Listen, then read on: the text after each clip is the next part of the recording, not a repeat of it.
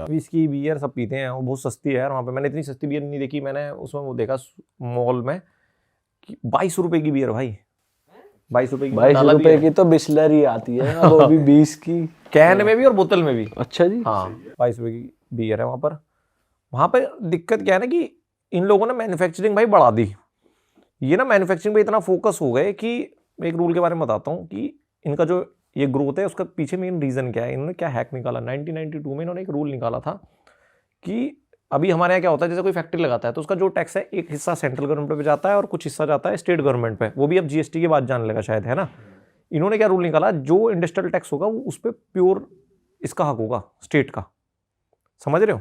तो अब स्टेटों के बीच में एक होड़ मच गई कि यार मतलब मैं ज़्यादा फैक्ट्री लाऊंगा तो मेरे पे ज़्यादा पैसा होगा और मतलब हम ज़्यादा अमीर होंगे, सेंट्रल से हमारा कोई मतलब नहीं।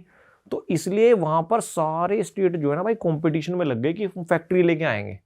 तो मान लो आप जैसे पॉडकास्ट कर रहे हो तो आपके पास ही कंपनी आ जाएगी, सरकार आ जाएगी, भाई इस पॉडकास्ट को इंटरनेशनल लेके जाओ ना, स्टूडियो बनाओ ना, बिल्डिंग बनाओ, 1000 आदमी एक्वायर करो, उसको 1000 करोड़ की कंपनी बनाओ।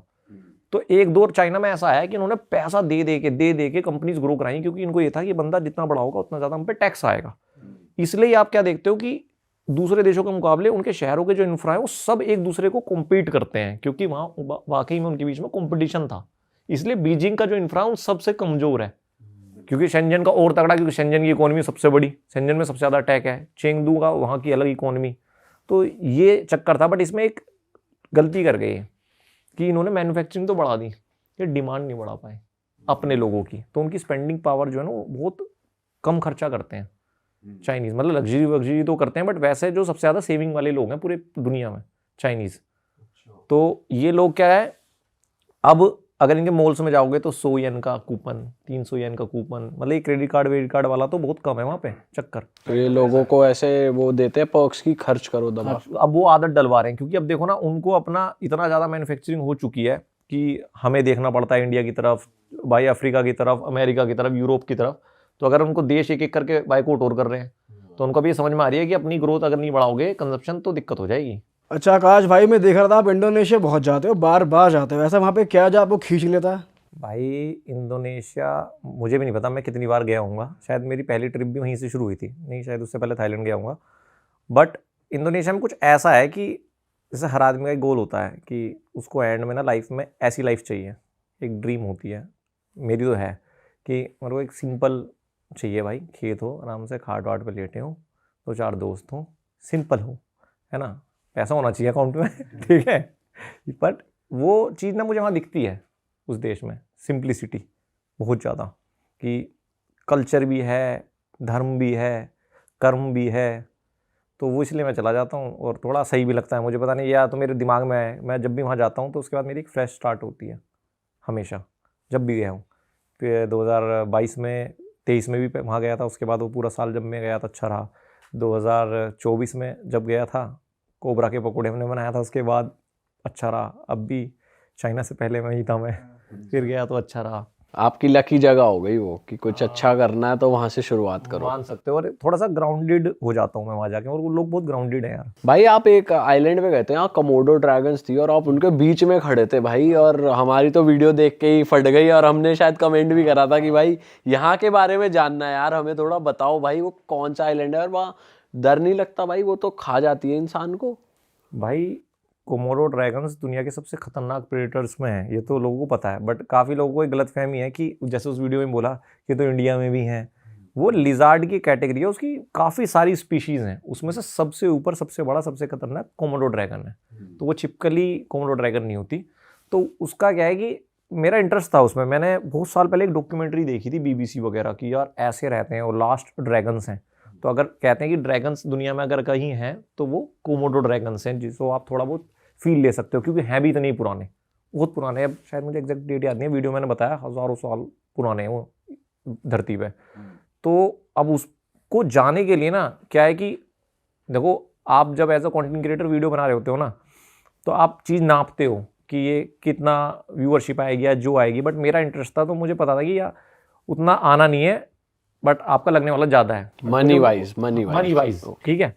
बट मुझे देखना था और मैं काफ़ी टाइम से प्लान कर रहा था। तो मैं गया इंडोनेशिया, तो पहले मैं जकार्ता गया था, जकार्ता से फिर मैं बाली गया, बाली से हमने एक फ़्लाइट ली लबुआन बाजू के लिए। लबुआन बाजू जाके आपको बोट लेनी पड़ती है। वहाँ पर 2 आइलैंड होते हैं, एक रिंका आइलैंड होता है, एक होता है कोमोडो। कोमोडो में थोड़ा सा टूरिस्टिक होता है, वहाँ पर मतलब एक पूरा ट्रेल है, उस पर वो ले जाएंगे और वहाँ दिखाएंगे। रिंका आइलैंड थोड़ा सा रो है, तो मैंने रिंका आइलैंड चूज़ करा। बिल्कुल ही बीच में ले जाएंगे। वहाँ पर ऐसा ले जाएंगे और वो प्रिजर्व है। हम सोचा था ड्रोन वगैरह उड़ा के और पास से दिखाएंगे, मैं तो सोचा था थोड़ा सा पास से मुझे टच वच करा देना। तो कह रहे नहीं भाई ऐसा नहीं करा सकते। तो हम रिंका आइलैंड पहुँचे।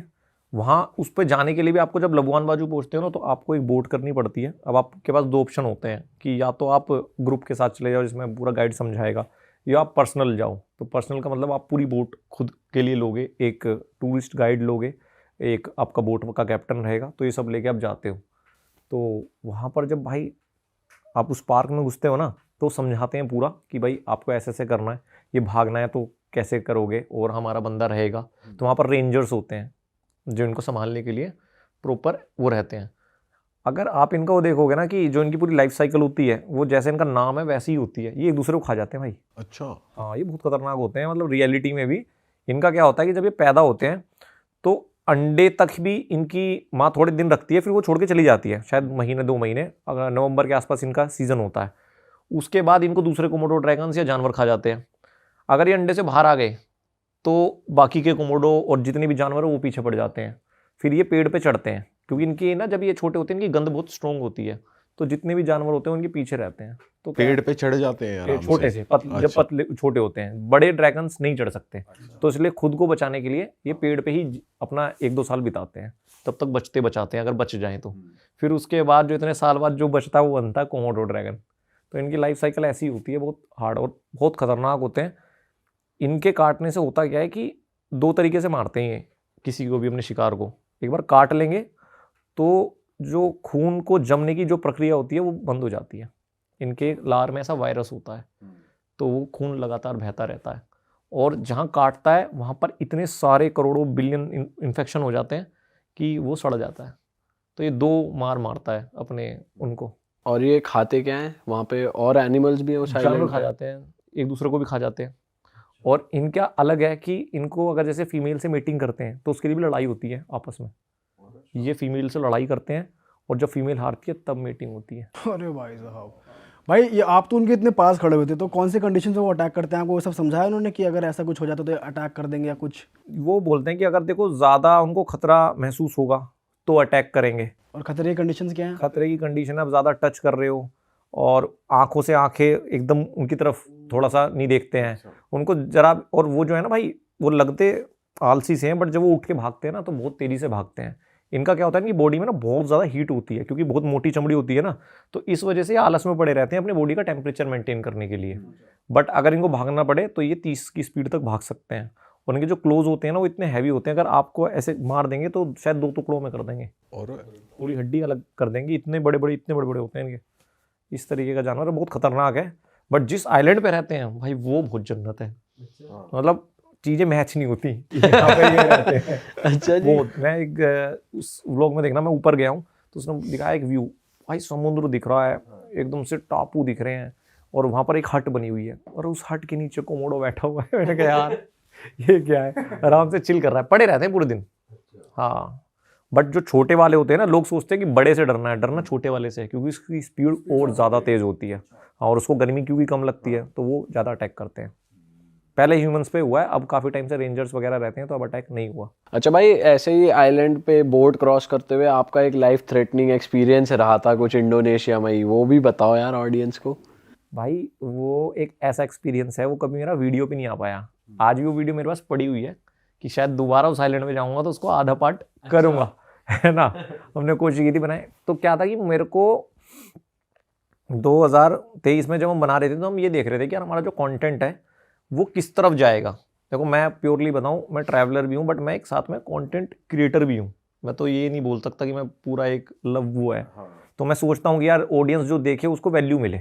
तो उस टाइम हम ये देख रहे थे यार किस तरह का कंटेंट लोग पसंद करेंगे। तो हमने एक टॉपिक डिसाइड किया था कि 24 घंटे एक सुनसान आइलैंड पे, बट वो सुनसान आइलैंड वाकई में सुनसान होना चाहिए। ऐसे नहीं कि किसी भी आइलैंड में चले गए झोड़ वोड़ में और आइलैंड बता दिया। तो वो हम ढूंढ रहे थे, यहाँ पर हमें मिला नहीं। तो मैं इंडोनेशिया में था वो जो ताना तोराजा गाँव है जिसमें डेड बॉडीज रखते हैं, उस पे उसकी वीडियोस बनाने जा रहा था। तो हम मकासार में रुकते हैं, मकासार से रात को बस जाती है ताना तोराजा के लिए। तो रात में जब रुके हुए थे तो मेरी क्या आदत है, मैं गूगल मैप पे चीज़ें देखते रहता हूँ, आसपास कुछ यूनिक मार्केट मिल जाए, कुछ भी मिल जाए। तो वहाँ पर मुझे शहर से थोड़ा दूर आइलैंड दिख रहे थे, वो छोटे छोटे समुद्र के ऊपर। तो रैंडमली आपने सेलेक्ट कर लिया। हाँ, मतलब मैं बस शहर देख रहा था, फिर मैंने देखा ऐसे छोटे छोटे से आइलैंड है, क्योंकि इंडोनेशिया में टोटल 17,000 आइलैंड है। इंडोनेशिया पूरा आइलैंड की वो है। तो मुझे लगा यार ये तो ठीक है, मकासार भी है, ऐसा टूरिस्टिक प्लेस भी नहीं है, तो यहाँ पर जाके बनाएंगे तो सही रहेगा। अब मैंने जैसे एक आइलैंड चूज़ किया, गूगल मैप पे देखा, उसकी छोटी सी वो आ रही थी फोटो, एक की टावर लगा हुआ है उस पर। यार ये परफेक्ट स्पॉट है, बट अब इस पर जाए कैसे जाए। तो मैंने पता किया कि यहाँ पे एक जेटी है, उस पर जाते हैं, उससे बात करते हैं। तो मुझे लगा बहुत आसान होगा यार, बोलेंगे ले जाएगा।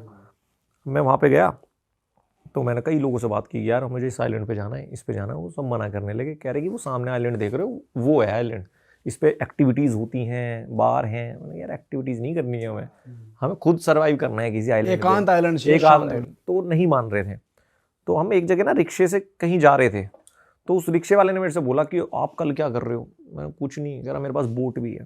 तो मैंने बोला बोट है तो एक काम कर, मुझे इस आइलैंड पे जाना है।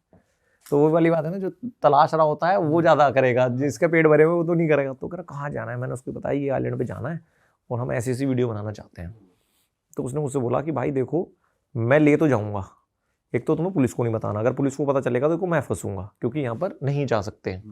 दूसरी बात कि अगर मैं बोलूँ चलना है तो चलोगे, अगर निकलना है वहाँ से वापस, ज्यादा चूचा नहीं अपनी अलग। ज़्यादा ये नहीं कि कभी तुम वहाँ जाके फंसा दो और मतलब फंस गए हमें, तो मेरे लिए दिक्कत हो जाएगी। तो मैंने बोला ठीक है यार, कंडीशन देख लेते हैं, जाके बनाना तो शुरू करते हैं, सुबह निकलते हैं।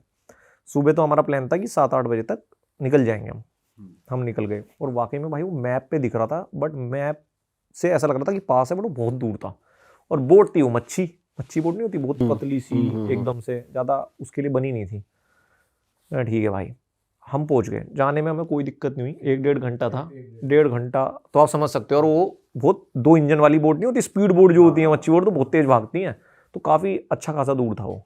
पर जाते हुए तो हमें मज़ा आ रहा था, एकदम समुद्र बढ़िया, व्यू वगैरह बढ़िया, मस्त चूज़ किया हमने एकदम स्पॉट। हम उस आइलैंड में पहुंचते तो वहाँ पर एक टावर थी। तो टावर उन्होंने कभी वॉच के लिए बनाई थी, बट उन्होंने कोशिश की थी यहाँ पर एक फैमिली को भी रख दें। बट दिक्कत वहाँ पर ये हुई कि जब तूफान वगैरह आता है, पानी बढ़ता है, तो वो आइलैंड ढक जाता है। तो इसलिए वहाँ पर सेटलमेंट पॉसिबल नहीं हो पाई, क्योंकि ज़्यादा ऊपर नहीं है वो समुंदर से।